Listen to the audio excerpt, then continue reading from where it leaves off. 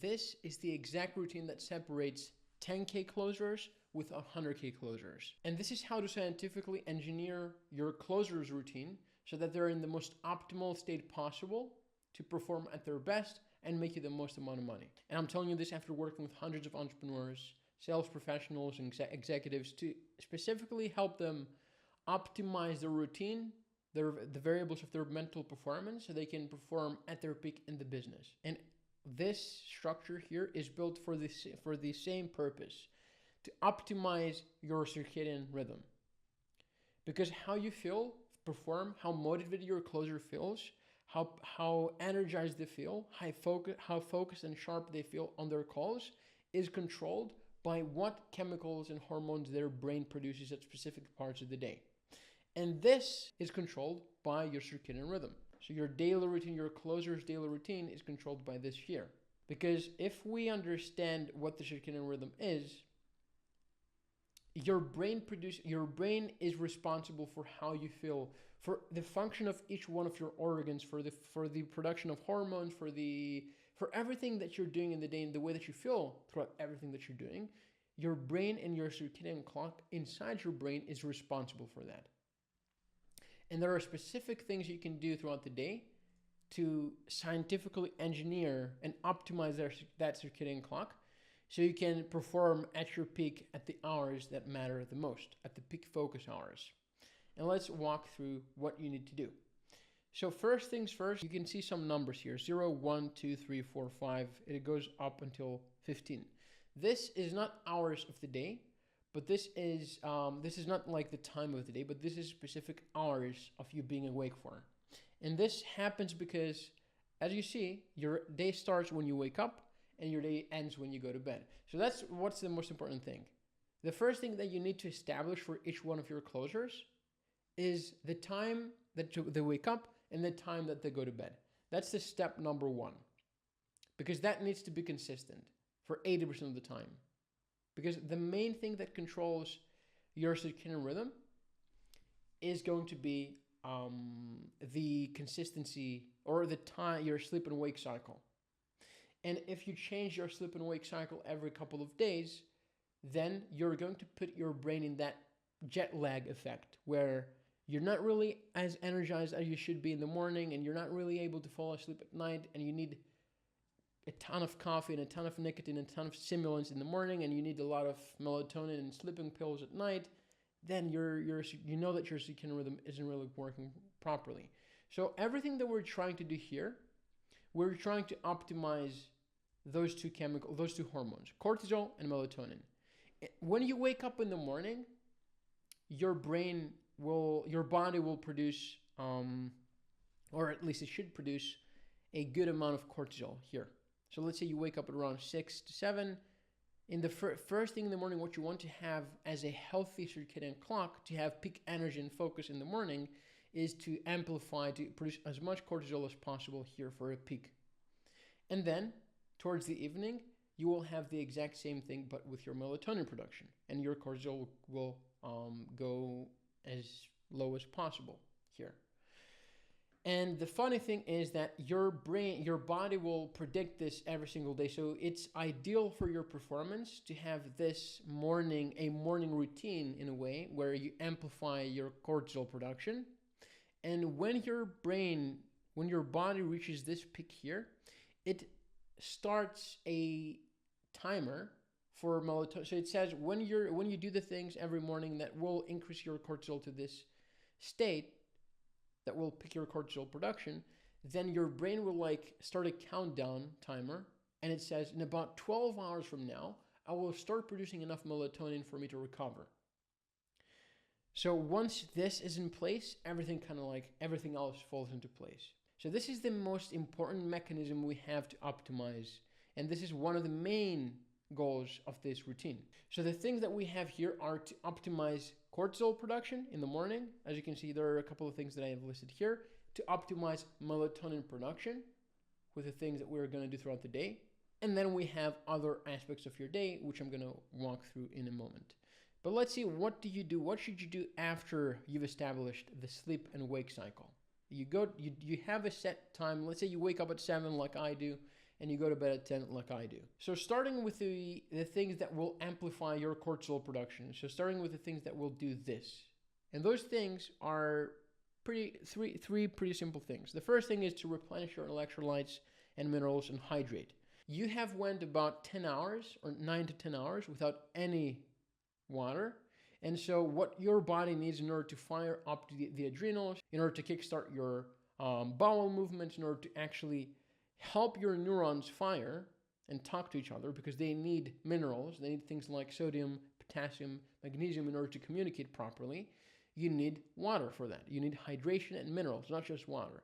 So hydrating properly first thing in the morning is key. The second thing is to get movement in. Increase your heart rate.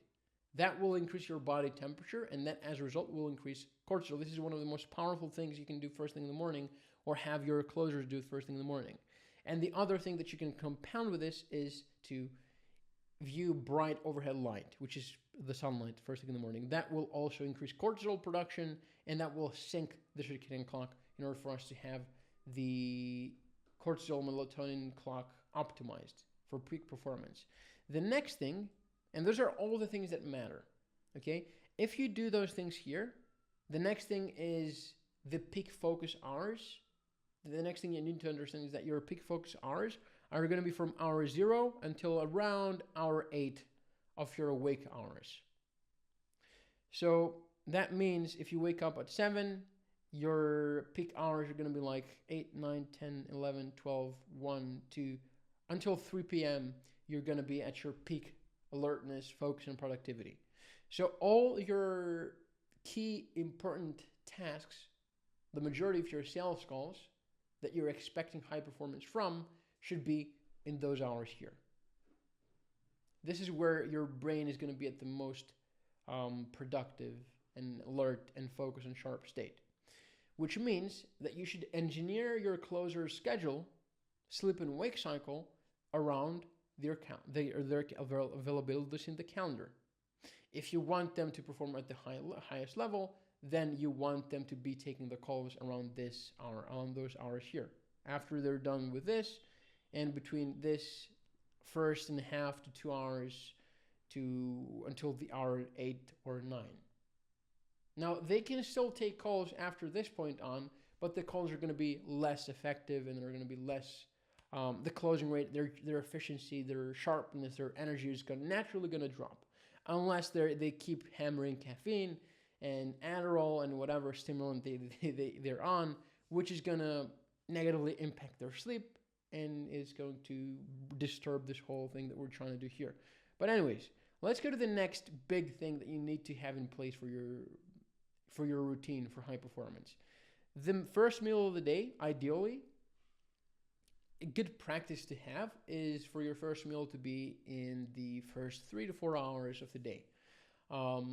It can be earlier, it can be later, but this will allow enough room for a fasted state that will enable you to be clear and sharp and focused. So you will get some benefits from the fasting, like autophagy, like cellular detox, and higher energy, as well as recovery, from having about 2 to 3 hours of fasting in the morning. Okay? And then your breakfast, the breakfast should be high in proteins, high in fats, moderate to low carbs, in order for you to maintain that mental clarity for the rest of the day, but also be satiated. Then after that, you keep working. You do your sales calls, your high value, your high ROI tasks. Again, you're pretty productive, pretty sharp, pretty energized. Second meal of the day is about 2 to 3 hours after. And again, this meal should be a high in fats, high in protein, moderate carb meal. What I like recommending to my clients, because it's practical, it's usually a raw milk or a kefir shake with blueberries, with honey, depending on their activity levels. We modify a lot of the calorie content here. But if you want to maintain high mental clarity and energy and focus after your meals, then you want to have something that is high in fats, high in proteins, and moderate in carbs. And one other thing that you need to do after your meals, or have your closers do after their meals, is by optimizing their Number one is optimizing workspace. So for example, if every one of your closers has a standing desk and a walking pad, they can go on a 10 to 20 minute walk after their meal, either on their walking pad while taking calls, or while calling people on the phone, triaging. You can't really see because otherwise it's unprofessional. But if they're on the phone calling people, then they can have a walking pad, which will drastically increase their productivity. And you can plug this right after here, right after the walking pad. You can plug this right after the meal, which will drastically help increase their productivity after their meals without having to go outside and get dressed and waste time on traffic or whatever they choose to do. Okay? The next thing is you keep working, you keep taking your calls until dinner time. So dinner is going to be the most draining meal with the highest amount of carbs, with the highest amount of calories, because here it makes sense for your body to start winding down. So scientifically, your first 8 hours of the day, your first 8 awake hours are going to be the most productive and sharp and energized. And this happens because this is exactly how your body works. And this happens because your hormones are secreted in specific hours of the day. And depending on your circadian clock, because every single organ of your body and your brain works on a circadian clock, after a specific time of the day, approximately, it's different for some people, but usually after a specific time of the day, you will start being more drowsy and more sleepy. And this is why it needs to align with your cortisol and melatonin cycle, with your circadian clock. Those are the two main hormones behind your circadian rhythm. And we can see that in the first, let's say, 6 hours or so, in the first 4 or 5 hours, your energy and alertness is pretty heightened because of the cortisol levels. And then as the day progresses, your cortisol levels go down and down and down, which means that you're becoming more calm and more tired and more sleepy. And so we can engineer our day to match this cycle in order to predictably perform at a high level. So that's why we put the dinner towards the end of that cycle, but not too close to bedtime. I'm going to explain why in a moment. But that's why we put that later in the day, just so that we can make sure that we don't have very heavy, mentally draining tasks afterwards. Because if we do, it's not in our best interest, because they're not going to be as effective and as sharp. So we have our biggest meal of the day here in dinner, and this is strategically placed here because we can see that it's about 5 hours before bed. And the reason for that, you can see that we are fasting more hours before bed than we're doing after waking up. And the reason for that is because there's much greater benefit in going to bed with an empty stomach, because that way we can allocate 100% of our body's resources to recovering.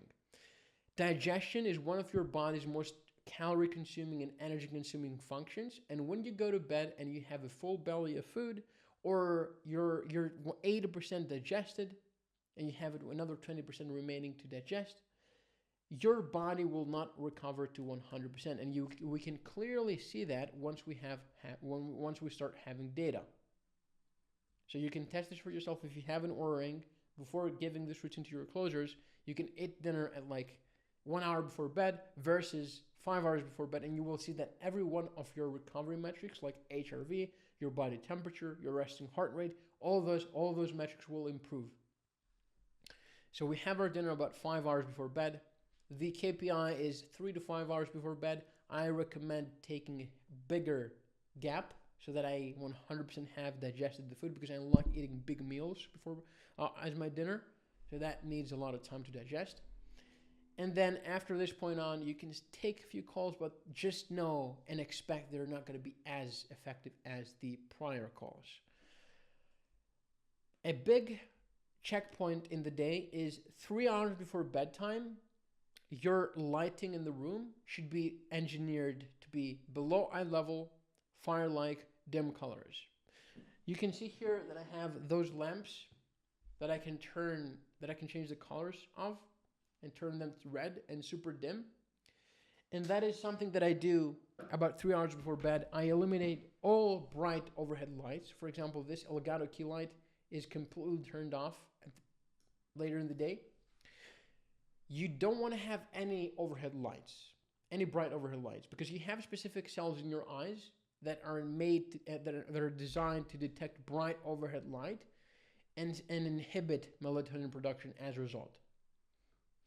And those eyes and those cells in your eyes were naturally made to detect sunlight and wake you up. But the problem is that when you are in your house and you have overhead bright lights, those mimic sunlight, and as a result, they trigger those cells in your eyes. So we want to stay away from bright overhead lights in the last 3 hours of the day to start priming your nervous system to get into that recovery state and to start producing more melatonin. Now, and again, as we're progressing later and later throughout the day, your energy levels and your closers' energy levels and their productivity and their ability to stay fluent and articulate themselves and be sharp on the calls is going to go down and down and down. So you can still have them take calls for 15 hours a day, but just know that it's not going to be effective. So if you're looking to hire a closer who is on a completely different time zone than your work time zone, and they're taking their sales calls in their last half of the day, if they're not working, if they're not firing on caffeine and nicotine and stimulants, they're not going to perform well because their circadian clock, and even if they do, they're only going to be able to do that for a specific amount of time before they're burn out, before their dopamine system gets worked up, before they get depressed, before they start having health issues, because their recovery isn't going to be good, let alone optimal.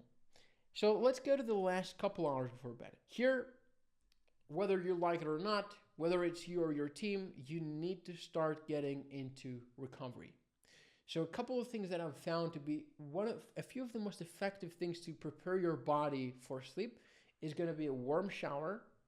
Because the thing is that when your body gets into sleep, in order to get as good quality sleep as possible, you need to drop your body temperature.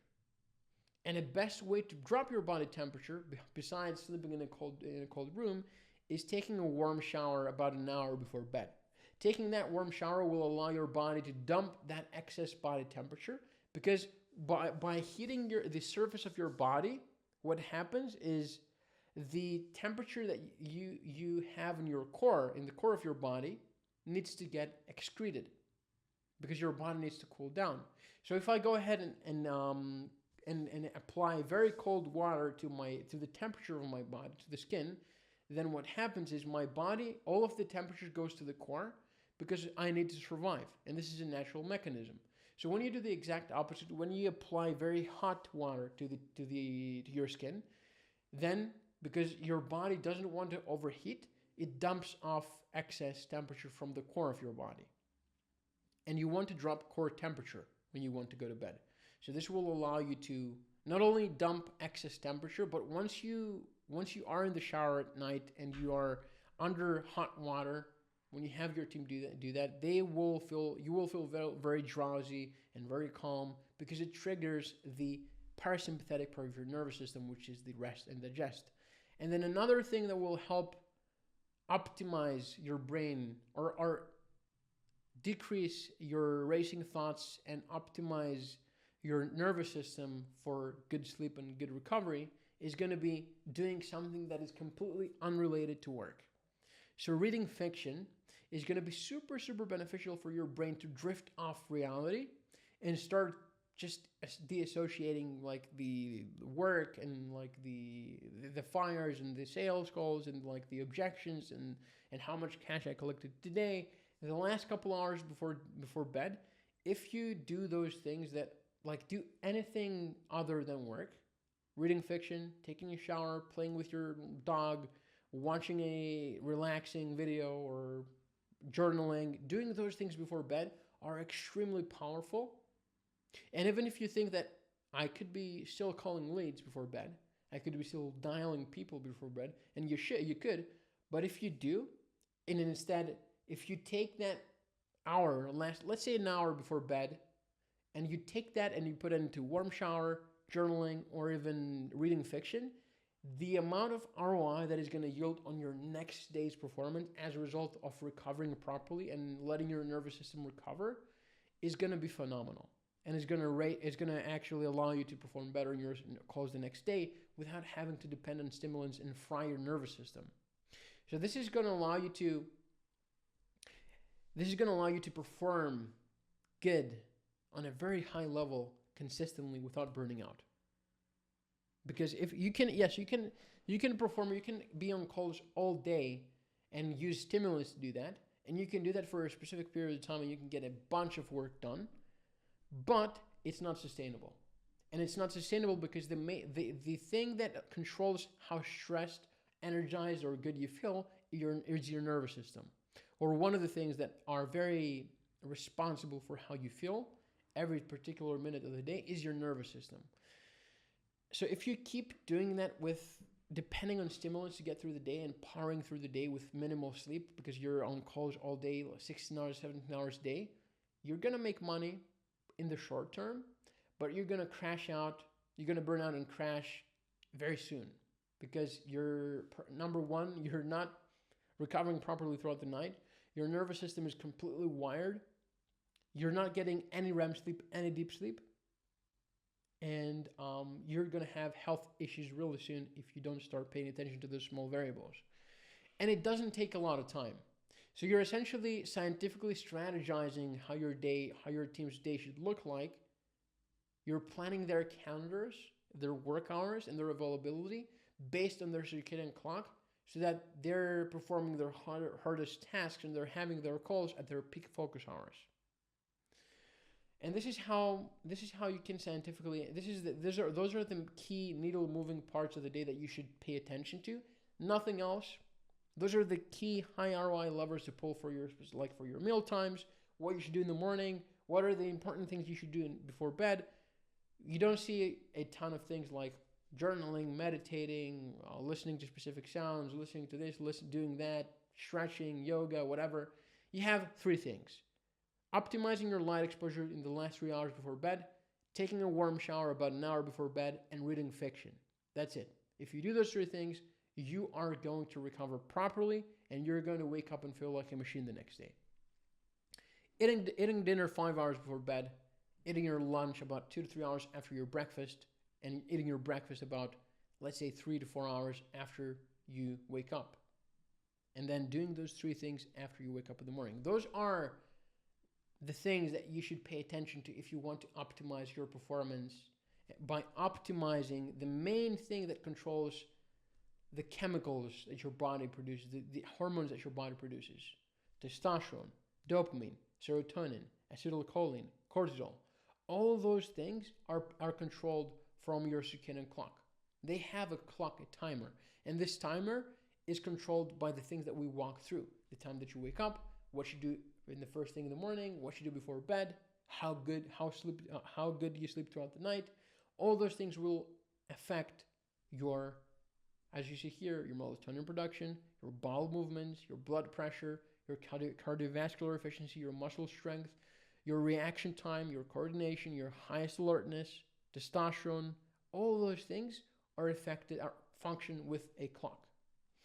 So that's exactly how to engineer your day for peak performance. Now, the other question that you need to know and to need to answer is how do we go further and deeper and optimize things like your sleep quality? Because this is what to do in the day in order to those are the best practices that you should follow, that you should have for your team to implement them to implement for your team in order for them to be more likely to perform better in your calls. This is not how to fully optimize everything, because we have variables like your sleep, for example, because this works good in paper in theory, right? This is probably going to be the best place to start with if you don't have data. But to be able to precisely know how does this specific thing that you're eating in the meal is affecting your recovery, or how does this specific thing that you're eating in your breakfast is affecting your energy levels and your focus and your hormone levels and your nutrient deficiencies. Because trust me, everyone is different And the things that are healthy for me and my heart health and my testosterone levels and my digestion and my gut health are not going to be the same exact things that you're going to be eating or you should be eating. And the exact same thing goes for all of your team members. And to do that and to be able to determine that, to fully optimize every single variable of their routine and your routine for peak performance, you need to look at things like your hormone levels, your nutrient deficiencies, your sleep quality, your stress levels, and those things require data. In the same exact way as if you were to scale a specific campaign, you will not really listen to an opinion of a guy on the internet that says, hey, this ad works well, this is the funnel that you should run, go ahead and launch it. You would probably look at the data. You will open Hyros or Ads Manager, whatever, Google Ads Manager or the Meta Ads Manager, and you will look at the in-depth data behind the campaign. And then you would make a sophisticated decision. In the same exact way, choosing to do specific things in your day without data is the exact same thing as choosing to do specific things in your ads without data. It doesn't make any sense. And so putting this in place is, again, based in science, the best practices you should do in your day to optimize your circadian rhythm.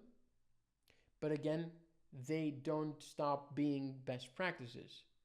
So you can only reach a specific level of performance using the best practices. So what I would recommend you do is put your team on this best practices routine to optimize, to improve their baseline level of performance.